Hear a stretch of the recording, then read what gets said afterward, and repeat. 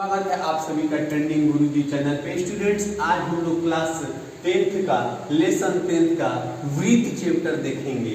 वृत्त चैप्टर में कितने मूल मंत्र हैं, कितने महत्वपूर्ण चीज जरूरी है, क्या क्या जरूरी है, उन सभी को मात्र चंद मिनटों में हम लोग सीखेंगे। स्टूडेंट, सबसे पहले हम लोग वृत्त किसको कहते हैं? तो एक केंद्र पे, ठीक है, चारों तरफ बराबर परिधि खींचना ही वृत्त कहलाता है। ठीक है ना, बहुत आसान है। एक केंद्र पे या एक निश्चित बिंदु पे चारों तरफ परिधि बराबर खींचना ही वृत्त कहलाता है। वृत्त की त्रिज्या किसे कहते हैं बाबू? तो केंद्र से लेकर के परिधि तक की दूरी को त्रिज्या कहते हैं। पेपर पेन उठा करके लिख डालिए, वृत्त किसे कहते हैं, त्रिज्या किसे कहते हैं, व्यास किसे कहते हैं, सारा फॉर्मूला समझ कर खूब अच्छा से उतार लीजिए। आप लोग भी उतार लीजिए और समझ लीजिए इसको, और उतार करके समझ कर तब फिर कीजिएगा, तब बनाइएगा, तब जाकर आप लोगों को अच्छा से ये 10th लेसन समझ में आएगा। ठीक है ना, मेरे से पढ़िए, कहीं पढ़िए, लेकिन पहले इसको अच्छा से समझ लीजिएगा, तभी मैं क्वेश्चन बताऊंगा या कोई भी टीचर क्वेश्चन बताएंगे तो ये चीज समझ में आएगा। क्योंकि कहा जाता है नींव अगर मजबूत नहीं रहेगा तो बिल्डिंग मजबूत नहीं होगा। तो ये नींव हो गया, बेसिक हो गया, लेसन 10th का ये बेसिक चीजें हो गई। ये चीजें मालूम रहेगा तभी आप बढ़िया से पढ़ पाइएगा। ठीक है, तो ध्यान देंगे। वृत्त किसे कहते हैं? तो एक निश्चित बिंदु पर चारों तरफ एक बराबर परिधि खींचना ही क्या कहलाएगा बाबू? वृत्त कहलाएगा। ठीक है, अब त्रिज्या किसे कहते हैं जी? तो केंद्र से लेकर के और परिधि तक की दूरी को त्रिज्या कहते हैं। लिखिए, लिख डालिए, आप लोग भी लिखिए, केंद्र से लेकर के परिधि तक को त्रिज्या कहते हैं। व्यास किसे कहते हैं बाबू? तो परिधि से परिधि तक की दूरी जो केंद्र से होकर गुजरता है उसे व्यास कहते हैं। और स्पर्श रेखा किसे कहते हैं जी? तो जो वृत्त को छूता है, रेखा छूते हुए गुजरता है, स्पर्श करते हुए गुजरता है, उसे स्पर्श रेखा कहेंगे। वृत्त हो गया बाबू।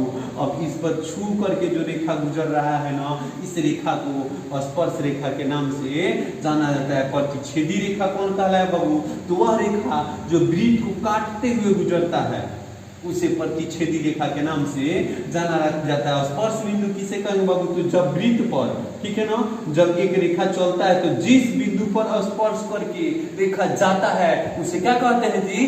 स्पर्श बिंदु कहते हैं। जिस बिंदु पर छू करके रेखा जा रही है उसे स्पर्श बिंदु के नाम से जाना जाता है। छेदक रेखा किसे कहते हैं बाबू? है ना, तो छेदक रेखा की तो प्रतिच्छेदी रेखा हो गया जी। तो एक रेखा जो दूसरी रेखा को छेदित काटता है उसे ना प्रतिच्छेदी रेखा कहा जाता है जी। छेदक रेखा जो दूसरे की किसी रेखा को अथवा वृत्त को काटते हुए गुजरता है उसे छेदक रेखा के नाम से जाना जाता है। ठीक है, इसको उतारना है तो उतार लीजिएगा, आप लोग वीडियो को रोक करके उतार लीजिएगा। आइए अब हम लोग आगे समझते हैं वृत्त में क्या क्या हम लोग को पढ़ना है, किन किन चीजों को पढ़ना है। स्टूडेंट्स, अब आप लोग देखेंगे तो अब फार्मूला पर हम लोग ध्यान देंगे कि फार्मूला क्या क्या पढ़ना है जी। तो एक नंबर बाबू हम लोग को फार्मूला देखा जाए तो एक नंबर में हम लोग को वृत्त का क्षेत्रफल निकालना होगा। ये वृत्त हो गया बाबू, इसका क्षेत्रफल निकालना होगा। तो पाई का मान जो होता है वो आप लोग को याद होना चाहिए, 22/7 होता है, अथवा या कहे 3.14। जब कहता है ना बाबू पाई का मान जो होगा ये 22/7 नहीं प्रयोग करना है तो 3.14 का प्रयोग करते हैं, है ना जी। 3.14 में होता है, बोलो सर। ठीक है, तो ध्यान देना है। तो पाई का मान जो होता है 22/7 होता है, या कहे कि 22/7 का प्रयोग नहीं करें तब जाकर के हम लोग 3.14 का प्रयोग करते हैं। तो क्षेत्रफल निकालना हो तो बाबू पाई का मान दिया रहेगा।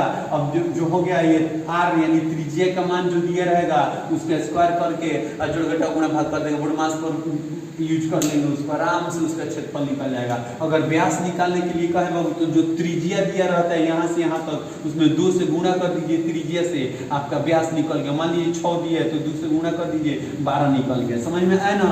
चलिए अब हम लोग ध्यान देंगे फॉर्मूला नंबर 3 पे।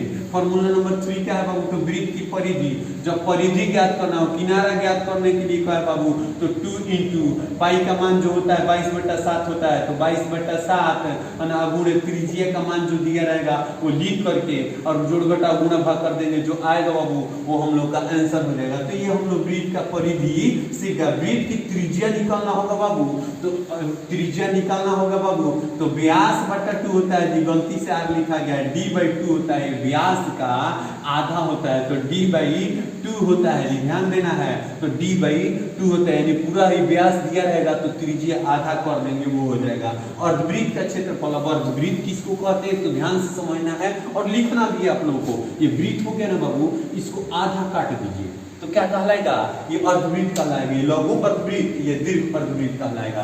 तो अर्धवृत्त का परिधि क्या हो जाएगा बाबू, तो पाई r प्लस 2r, तो पाई का वैल्यू मालूम ही रहेगा जी, r का वैल्यू दिया रहेगा, r का वैल्यू दिया रहेगा, 2 का वैल्यू 2 ही है। अब इसमें सॉल्व कर देंगे, आराम से आंसर आ जाएगा। त्रिज्यखंड का क्षेत्रफल, अब त्रिज्यखंड किसको कहते हैं बाबू, तो वो वृत्त हो गया। अब वृत्त को केंद्र दो त्रिज्याओं के सहायता से इसे बांट देगा बाबू, खंडित कर देगा। तो त्रिज्याओं के सहायता से वृत्त को खंडित कर देना त्रिज्यखंड कहलाता है। त्रिज्यखंड का क्षेत्रफल निकालना होगा, तो थीटा का मान तो दिया रहेगा, यानी कोण का मान दिया रहेगा, इतना डिग्री रहेगा। अब थीटा बटा 360, तो जो कोण दिया है 90 डिग्री दिया है, तो 90 लिख लो गुणे पाई का मान 22/7, आर का मान 7 दिया गया रहेगा, तो 7 स्क्वायर कर दीजिए और इसको जोड़ घटाव गुणा भाग कर देंगे। जो चीज करना होगा बोडमास में बना देंगे, सॉल्व करके आंसर आ जाएगा। चतुर्थांश का क्षेत्रफल का है बाबू, तो चतुर्थांश किसको कहेंगे बाबू, तो एगो वृत्त ले लीजिए, इसको 4 भागों में बांट दीजिए, ये चतुर्थांश कहलाता है बाबू। तो चतुर्थांश का क्षेत्रफल निकालना होगा, तो 1/4 पाई आर स्क्वायर होता है। वृत्त में मात्र इतना ही फॉर्मूला को पढ़ना है, इतना ही चीजों को पढ़ना है। इसको अच्छा से समझिए, उतारिए और फिर कीजिए, तब मैं क्वेश्चन बताऊंगा अब तो जाके क्वेश्चन समझ में आएगा। Thank you for watching my video, मिलते हैं नेक्स्ट वीडियो में।